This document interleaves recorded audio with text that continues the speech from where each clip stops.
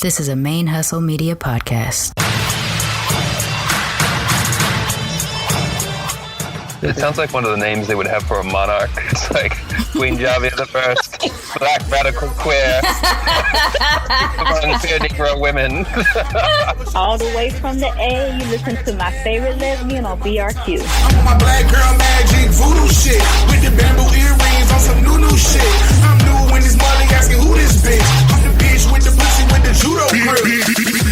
Hey y'all, this is Javi Nicole, aka your favorite lesbian, and you're listening to Black Radical Queer Podcast, our stories on our own terms.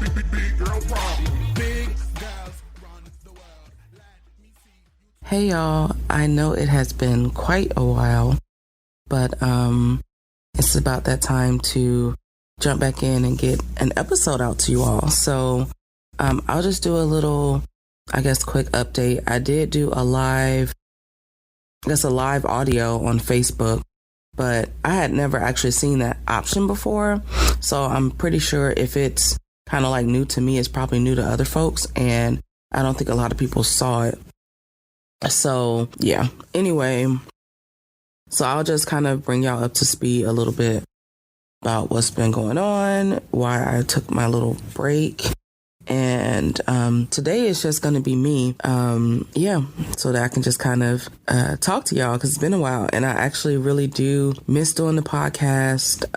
It's been difficult taking this little break, but sometimes life just happens like that. So yeah, so I went out of town. I had to go home to Atlanta. My grandma passed. So yeah, so I was there about a week and a half, just had to help with arrangements and, do the service and stuff. And so of course it was very, very, bittersweet, because the sweet part was, of course, getting to see family and friends. And, that was really nice. But of course the bitter part is, my grandmother passed, and, my grandmother for me was like my other parent, really, because her and my mom really raised us. So yeah, so that was difficult, but in the midst of that trip I got sick. So to just add some more to the situation, then yeah, so I actually still have like a little lingering cough. It's just a hot mess. So I took the initial week off because of the service for my grandma, and then after that I planned to record, and then I got sick, so I was coughing. My voice sounded a mess. So I was just like, yeah, I guess I can't record. And so despite the lingering cough, I'm still recording today because it's just time. I really want to, get back into the swing of things. And I appreciate everyone who has hit me up. It means a lot that, people actually went back and listened to previous episodes, and that, folks reached out to me and offered condolences and just, let me know that they missed the podcast and missed listening to my crazy self. So that was really humbling and really awesome to get that feedback. So I appreciate you guys. So yeah, so that's what's been going on with me. And today I really just wanted to do another episode where I kind of just touch on some things that caught my attention. Yeah, just as I've been browsing Facebook and Twitter and just, those basic social media things, some things have stood out to me. There's this one story in particular, y'all, and I really felt like, I don't know if y'all have seen on Family Guy, like Peter does this thing where he's like, what really grinds my gears? That's what I felt like when I saw this post, okay? It was a hot mess. So it really made me feel some kind of way, honestly and truly. Because I'm just like, it was just a problem. So let me actually pull up this post so I can share it with y'all, because it really had me feeling some kind of way.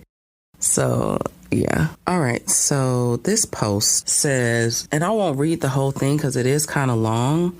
I'll try to give y'all the gist of it. Actually, you know what? I'll just read it. Why not? So this says, Georgia Democrats, gather round. Let me tell you a story. White women are not your friends.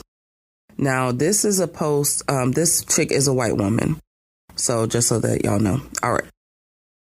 Georgia Democrats, gather round. Let me tell you a story. White women are not your friends. But blank, I won't even mention her name, but blank, you're a white woman. Actually, I will mention her name. I know I keep going back. All right. I guess her name is Jaime. All right. But Jaime, you're a white woman. Yes, I am. I have zero street cred. I am fluent in no other language. I've walked through my entire 31 years only knowing the perspective of a white girl in the South. The only other countries I've ever visited are in Europe. That's where they store all the other white people. I know white women who are struggling to get the health care they need, but they still voted for Kemp despite the Medicaid expansion that might literally save their life only being offered by Abrams. I know white women aren't racist, but voted for Kemp because Abrams was unqualified despite spending her career in the state Congress. I don't know why these women vote against their own best interest. I don't know why the shitty things the GOP are doing, both personally and professionally, aren't repulsive to them. I can't explain it to you any more than I can convince them they're shooting themselves in the foot. I can't fix them, but I'm sick and tired of it. Black women, it is up to you to shoulder this burden. It's not fair. I hate it. No one has any right to ask it of you. You absolutely should not be put in this position. But I swear you aren't doing this alone. This is your party now.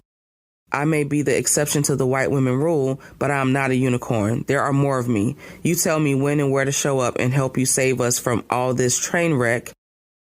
And help you save us all from this train wreck. And I promise I will be there and bring every pasty liberal I can find with me. We'll probably be blasting punk rock when we roll up, but we'll be there. So let me just start by saying hell to the no. Hell no. All right. So this is in response to kind of like the polls breakdown, the voting breakdown by race and gender, or by race and sex, but for the race between Abrams and Kemp. And apparently 76% of white women voted for Kemp. Okay. Actually, more white women voted for Kemp than white men. That's interesting to me. But anyway, y'all, this is a hot ass mess. I got a fucking problem. All right. So my response, because I did do a written comment because I read this and I was like, hell no. So my response was, we are not your mules. Nope. Nah. No. Hell no. We are expected to labor for y'all with no reciprocity, no respect for our humanity, co-opting our culture and our movements. Hell no. Y'all do the work on your own and stop asking us for shit. Buffering it with an apology does not make it better. Stop digging holes, falling in them, and expecting our black asses to pull you out. I don't see y'all taking those bullets for us when we're getting gunned down in the streets. Hell to the no. Now, what really, a few things pissed me off about this, right? But something that pissed me off about this was that I hate how anytime a white person says something that is even remotely humane, even remotely decent, they just get all kinds of invites to the fucking cookout. They get celebrated and praised for the most basic shit. It really is this celebration of mediocrity, even less than mediocrity. Okay, so that really, it pisses me off. Every manifestation of it that I see pisses me off because white people can do less than the bare minimum. And I mean, if they, say the most basic thing, my favorite color is black. Oh, you one of us. You can come to the cookout. Let me fix you a plate. Are you kidding? It's fucking ridiculous. It is so infuriating and just irritating as fuck that is what the discourse is. So, of course, on this post by Jaime, people are commenting like, yes, and, you could definitely come to the cookout and blah. And I'm like, are you serious? In here, she's saying, black women, it is up to you to shoulder this burden. It's not fair. I hate it. No one has any right to ask it of you. You absolutely should not be put in this position. But you just saying it's up to you. So this is the bullshit that pisses me off because you're saying, oh, well, we shouldn't ask you this, but it's on you. Save us. Ain't nobody out here trying to save our black asses. But Jaime is like, oh, black women, it's up to you. You're the great black hope. Like, we need you to save us. We're fucking up. I can't do anything to change my peers because she's saying basically, oh, no matter what I say, my peers, other white women are not going to listen to me. They're not going to change their minds. So black women, it's on you. It's this entitlement to the labor of black people, and particularly black women, because we get it the most. There is this entitlement to our physical, mental, and emotional labor that is so sickening to me, so disgusting to me, and so unacceptable. And instead of being outraged by this, people are celebrating it, talking about, yeah, girl, you can come to the cookout and all this kind of stuff. Now, mind you, she's a white woman, and she's saying, and she starts off the post by saying, white women are not your friends. So you're like, oh, well, I'll join you in this fight. It's up to you, black women.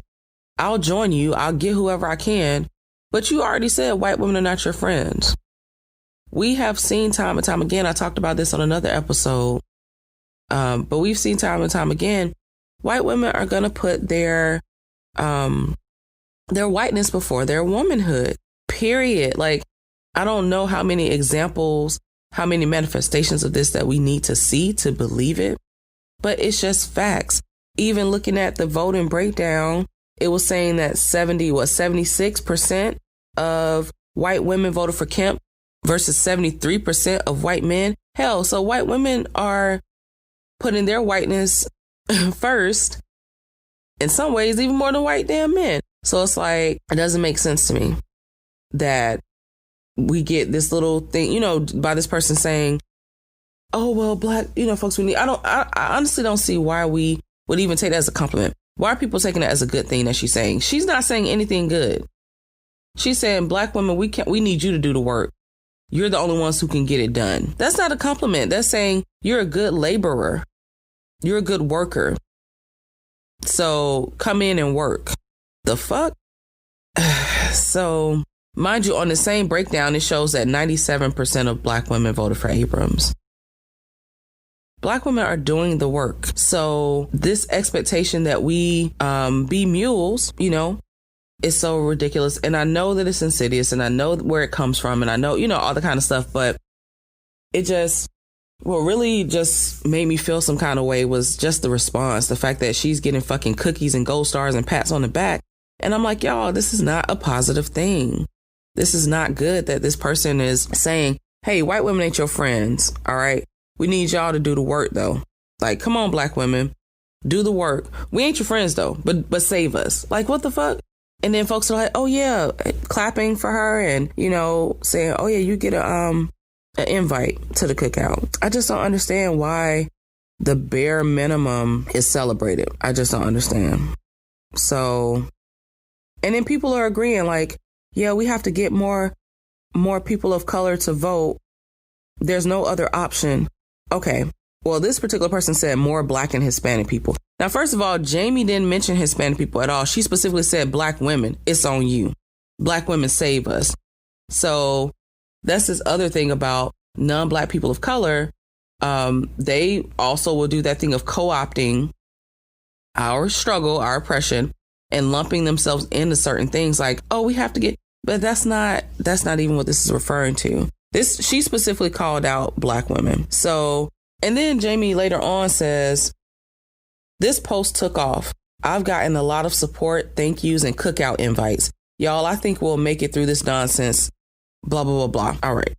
Then somebody gonna comment and say, just saw your post. Damn right you're invited to the cookout. Hell, we might let you be the lead dancer during the electric slide. Great freaking post, and keep spreading the good word. What? I just can't. And she's like, oh, I'm going to be cashing in on all these plates real soon. Thanksgiving is right around the corner. It's just so interesting to me.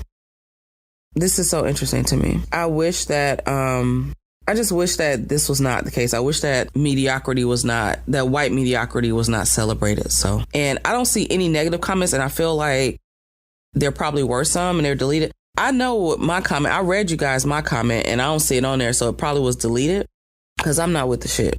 I'm just not. So I feel like my comment got deleted, but that's fine. So yeah, that's something that irritated me that happened this week. That post was from last Wednesday. Yeah, that really aggravated me.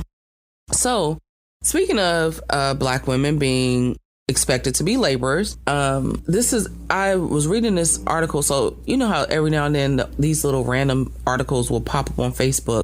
And there was one talking about customer service. It was like experiences of customer service folks with customers. And it was basically saying how the expression is the customer is always right. but it was just saying like stories that counter that, stories that prove that the customer is not always right. So this one story, and this is going to seem, I guess, unrelated or random, but I'll just come back because it's like another one of those things that piss me off about Black women being expected to do shit.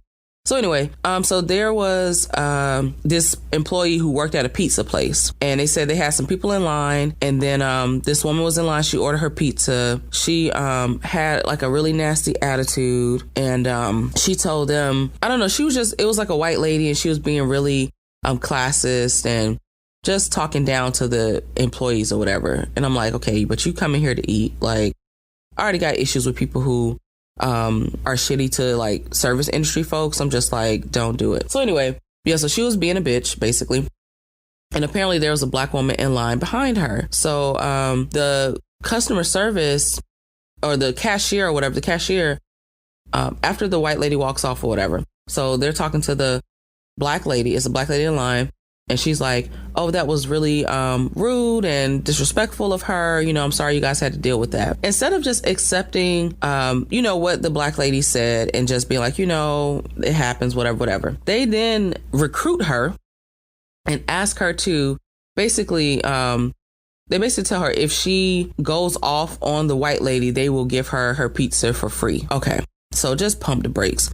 First of all, what the fuck kind of business practice is that? So you telling me at a place of business, you have an employee who's telling a customer, hey, if you go off on this other customer, I'll give you something for free. That's a fucking problem. And then I just wonder, had she not been Black, would they have asked that of her? Now, mind you, I say I wonder, but I don't really wonder because I know very well that would not have been the case. They would not have asked her to do that shit if she was not Black. But because she's a Black woman and we're laborers, because we exist to just work for everybody. That's what our purpose is in life. We were created to be mules, obviously. So they asked her to do this, to do this labor. And I'm just like, are you kidding me? So it's a very different situation from, that post that Jaime chick was saying or whatever in terms of voting, but it's the same sentiment. It's the same expectation of Black women to do physical, mental, emotional labor. So yeah, that really irritated me. I'm like, instead of just using the proper avenues, like let your supervisor, your manager, somebody know and deal with this woman, you're asking a customer to get involved in a situation that did not involve her. And that just really pissed me off. So, I just really am tired of that being the narrative of we work. We're expected to be the laborers for all people. And that same recurring theme comes up in so many aspects of life. I mean, I remember one time I was at work. I used to work at a call center and we made a lot of political phone calls. And so a lot of times we would get into these conversations. We had to debrief on different campaigns. So, but we worked on a lot of fundraising for a lot of charities and for some political things and blah, blah, blah. So we would go debrief and we would get our campaign information and talk about it or whatever.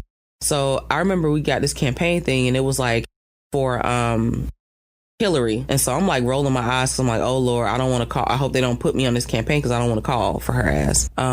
So we were doing all that. And so I remember some topic coming up and I was just like, I'm not having that conversation with anybody because they were talking to us about how to deal with certain comments or whatever from folks on the phone and just that kind of thing. And I'm just like, well, if those kinds of things can come up, I'm not dealing with them. Because I'm not about to go into this whole quote unquote teachable moment type of thing with people. If somebody says something racist, I'm not dealing with their racist ass, period. Like I'll hang up the phone. I'm not about to try to turn it into a teachable moment. And a coworker of mine, a white woman, tried to kind of like say, oh, well, it's important to educate people and, they may not know and blah, blah, blah. And I was just like, listen here, it's not my fucking problem. If you want to educate, you want to talk to your folks, white girl, you want to talk to your people? You talk to them. I'm not a teacher. It's not my responsibility to teach nobody, really. Now, if I choose to do that labor, that's on me. But it is not. No one is entitled to that.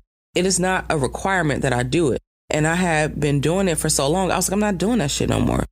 I'm not giving out free labor. They want some lessons, they better pay me. That was my perspective.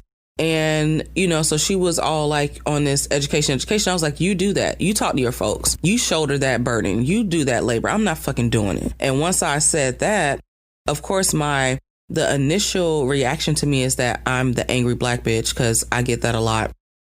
And I'm fine. I'm like, I'll be that. It is what it is. I got shit to be angry for. So that is what it is. But once I told her, I was like, look, it's not my responsibility. I feel like I've done more than my fair share of teaching, and I'm not doing it. It's labor. Like, I'm fucking tired. Someone else can do it. So then, of course, when we were with the group, she's like, trying to argue her point about it being important to do this labor and stuff and to educate and blah, blah, blah, blah, blah. But then after I went off on her ass, then she want to kind of come to the side and be like, oh, I apologize. I understand. And I'm just thinking, keep that same energy. Like when you was popping off in the group, you should have went ahead and apologized in the group. And that's what I told her. I'm like, the same way that you came at me, basically was saying what you felt like I should and shouldn't do, which ain't for you to dictate in the first place. You should have kept that same energy. And, when you were dead ass wrong, when you realized you were wrong. So I just don't have the patience, y'all, as you can tell. Yeah. So my hope really for us is that we reclaim our time, that we reclaim our energy and our labor, and that we put that energy into ourselves instead of into other people, because we do not get reciprocity. We don't. So we shouldn't feel guilty. We shouldn't feel guilty about saying, you know what, I'm not doing this. Because when we are on the front lines and when we are in need, we're not getting that same support. We're expected to support everybody, for everybody's stuff to be on our backs, for us to be like that foundation for everybody's platform, movement or whatever. But we don't get that at all. And I'm just over it. So I'm just like, I'm not doing it. I don't know about nobody else, but I'm not the one or the two. I'm not doing it. All right. So I know that was kind of a rant. That's why I said it was kind of like a, it grinds my gears type of situation, because it really, y'all, it really just irritated me and pissed me off. That kind of stuff. I'm just like, y'all got us all kinds of fucked up. All right. So I wanted to randomly talk about that. See, I was reading that post. I was seeing this stuff and I was like, yeah, I'm going to have to mention this on the podcast, because it's a hot mess. And it really does tie back into what I talked about before, when I did the episode, when it was just me by myself. So yeah. And I don't know. I don't want this to be the common theme. All my episodes by myself or me just like ranting and venting and shit. Like, let me tell y'all how they got us fucked up, but it'd be like that sometimes.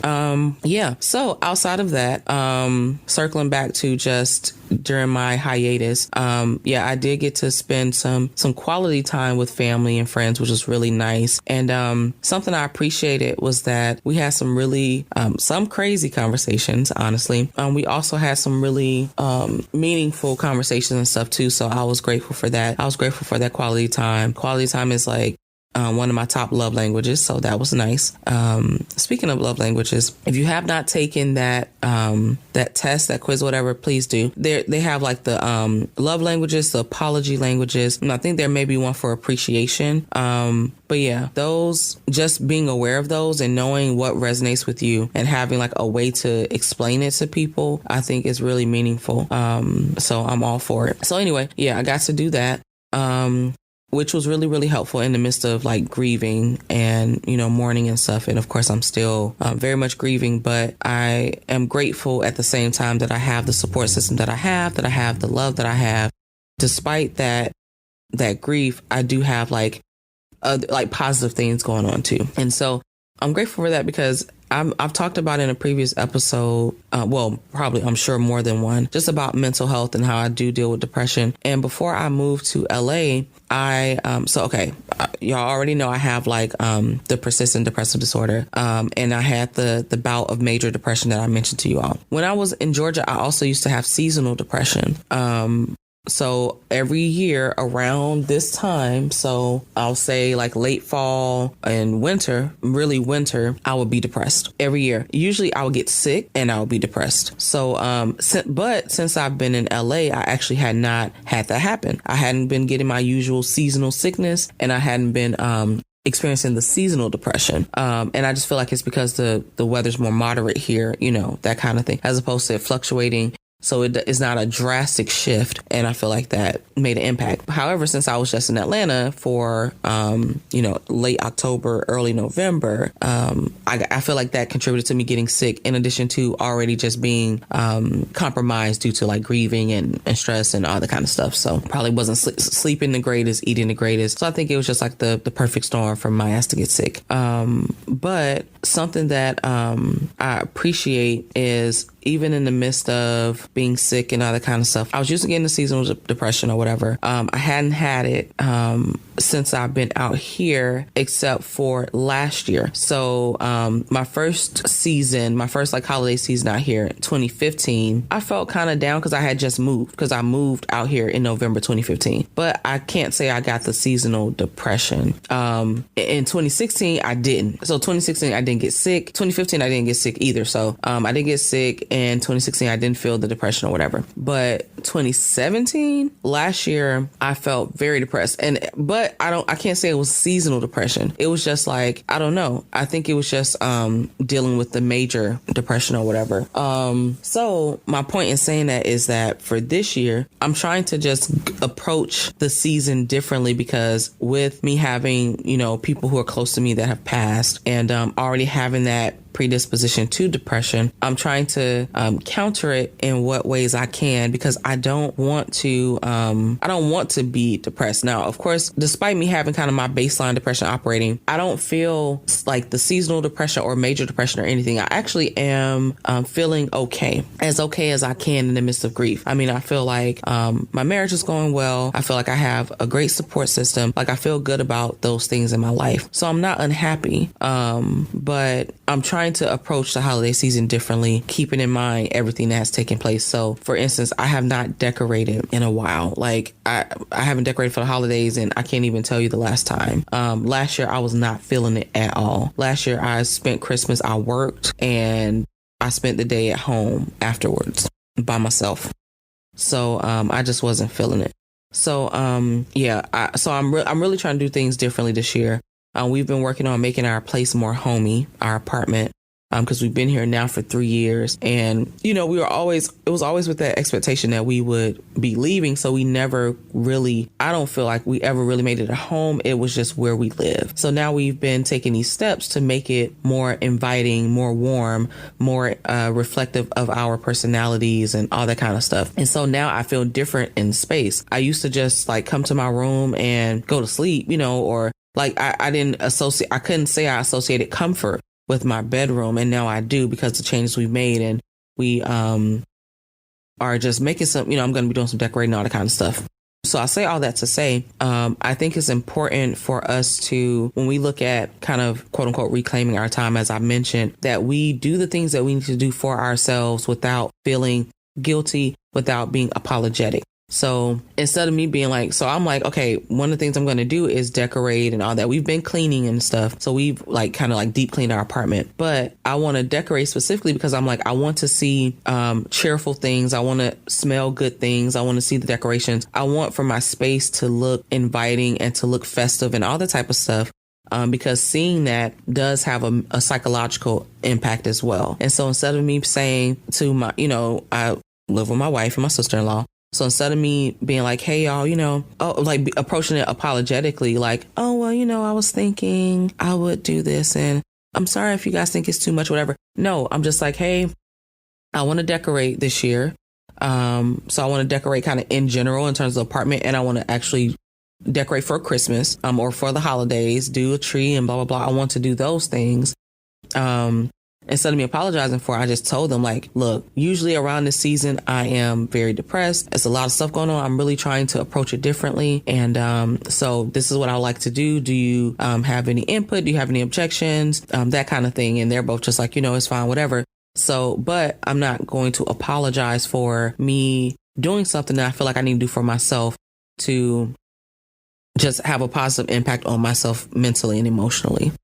So I think that it's important that we do that. And so when we look at these situations, like I was talking about, where we're expected to do this labor, I think we need to reject that and instead pour into ourselves and do that labor for ourselves. So instead of me pouring into that foolishness and being like, oh, well, kudos to you, Jaime. And yeah, I'll do the work. No, I'm like, what do I need to do for myself? What I need to do for myself, maybe I just need to decorate. I need to put up a Christmas tree and put up some stockings and shit. That's what I need to do for myself instead of doing all this labor, because that's what we're expected to do. And we do it so much. So I'm just like, I'm not doing that. I'm just not. Instead, I really want to focus on bringing light into my life, bringing more light. I do have light in my life, but just bringing more light. I want to focus on joy and positivity and being able to sit with the bittersweetness of grief. I mean, it is bittersweet. With my grandmother, I love my grandmother and I'm glad she's not hurting anymore. So for that, like, I'm glad she's not just like, I miss her, but I don't want her to be here living like and being like a shell of herself, or not really enjoying her life and not having enjoying her life, just holding on just to hold on. I'm not selfish in that way, but I still miss her. So I'm like, in terms of honoring that, I want to do things that, incorporate things that remind me of her, but also just surround myself with like positivity and really be honest with myself about what I need and what my capacity is and what I can and cannot handle. And so that this season won't be a dark spot, because there's been a lot that's gone on around this time, but I don't want it to be like a dark cloud. I want to infuse some joy. Even if I have to fake it till I make it, it's okay. So that's okay. Sometimes it's what we have to do, but, don't be afraid and don't be apologetic about doing what you have to do for yourself. That's my point. It may have taken me a minute to get to it. But yeah, that's my point. Reject the bullshit, reject, people's entitlement to your time, your labor, your mental and emotional capacity. Reject that and pour into yourself and, choose you first. Put yourself first. It's okay to do that.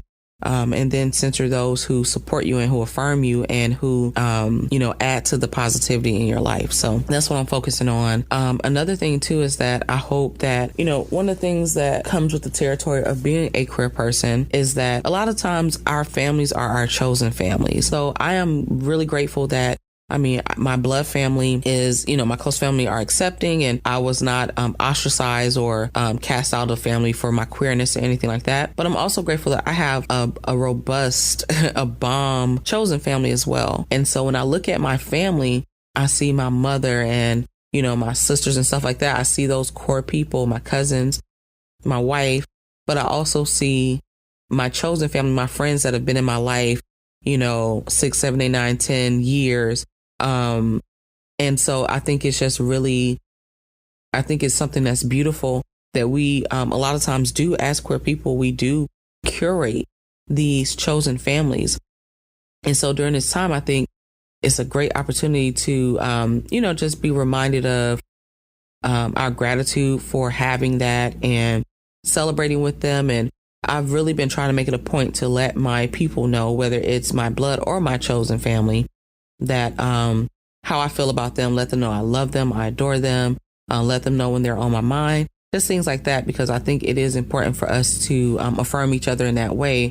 And this time of year is, of course, it's a year-round thing, and I know, and I hate when people always be like, oh, well, do that year-round. Yes, do it year-round, but it's nothing wrong with it being acknowledged in this season. That's part of what happens during the season. So we don't have to be so quote unquote woke that we just knock every damn thing.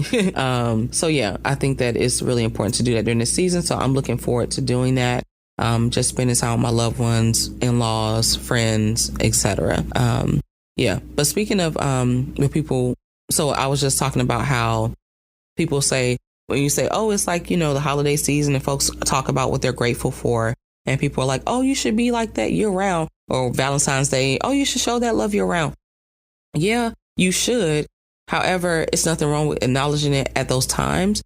And something that reminds me of is that I just saw this post. Well, I saw this post within the last week, and I see plenty of posts like this around this season. So after Halloween, a lot of times people will they just dive into the Christmas spirit. So they'll start playing Christmas music. You'll see the Christmas decorations come out. Those kinds of things.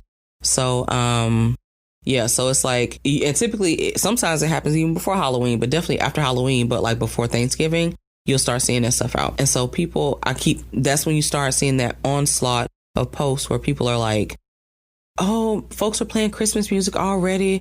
Oh my God, I don't want to hear this music. Why y'all playing Christmas music already? It's too early. It ain't even Thanksgiving yet. Y'all already putting up your tree. It ain't even Thanksgiving. Oh my God. It's that kind of thing. And which really, really bothers me because I'm like, why can't y'all just let people fucking enjoy things? Why can't people just enjoy things?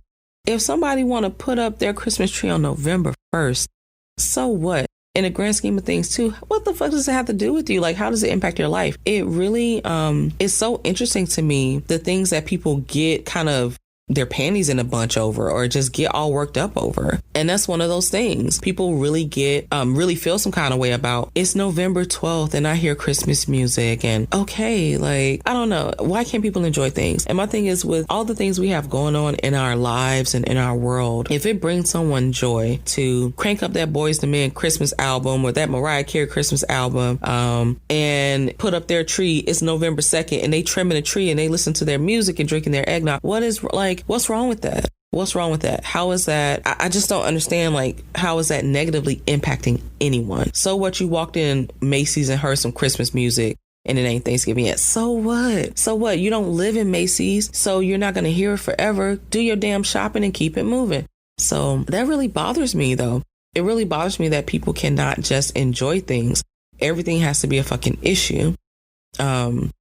And it'd be some of the most personal things. I'm like, this has nothing to do with you. So why are you so pressed? But as a Black queer woman, there really is like the story of my life of when I look at all my intersections, there are so many cases of people being worried about shit that has to do with me that has nothing to do with them. And that's what our existence looks like as Black women, as Black queer people, as Black people.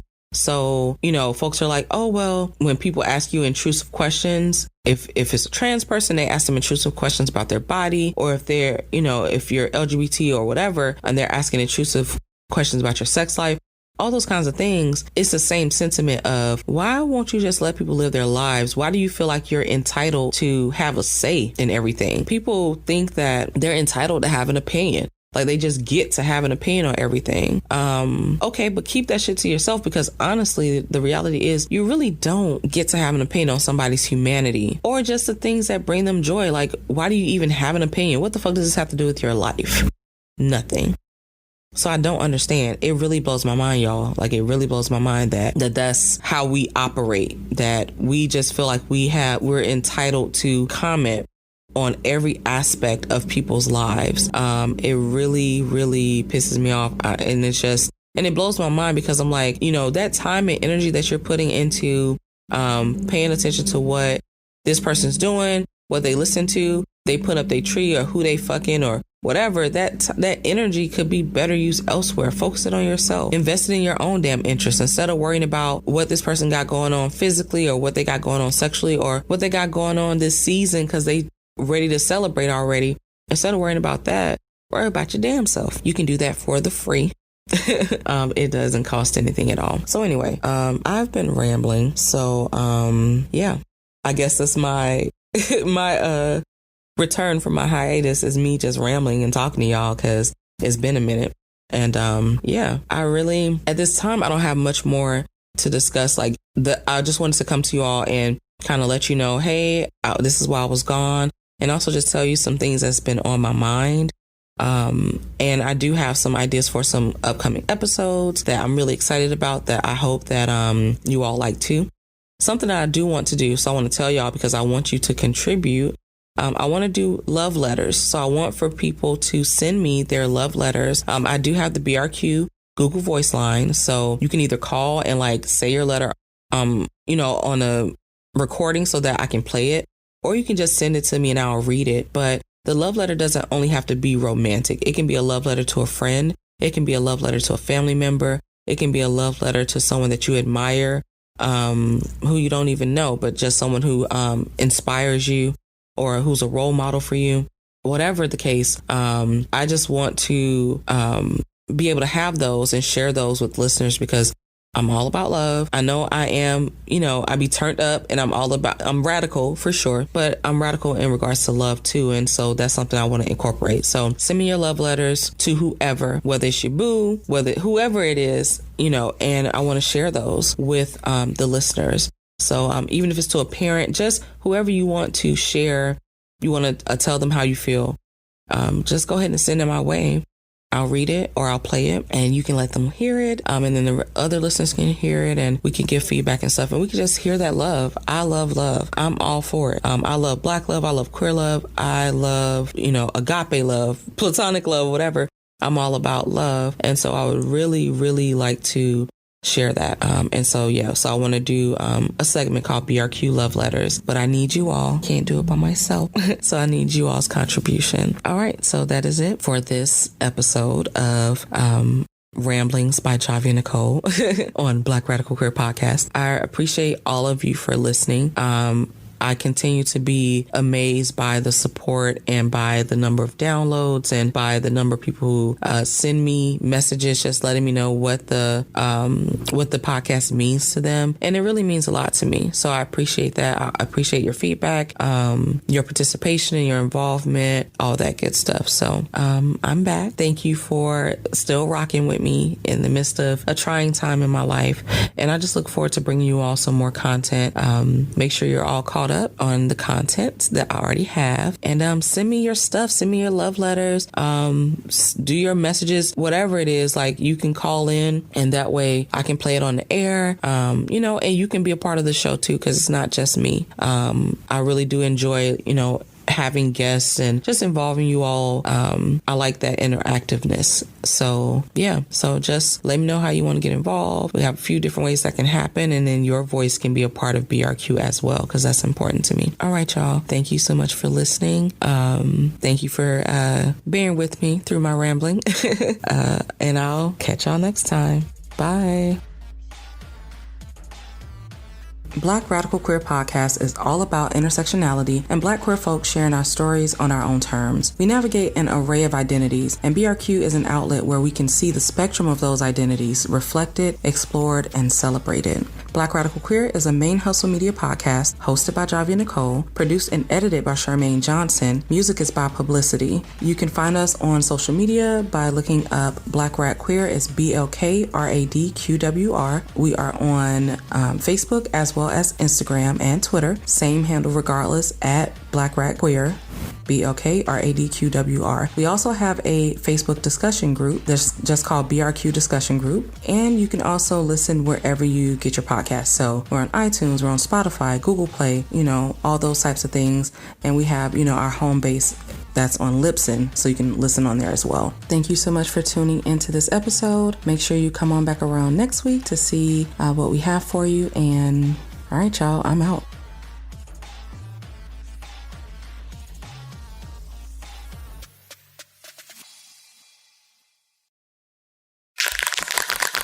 ManeHustle Media. Turn your side hustle into your main hustle.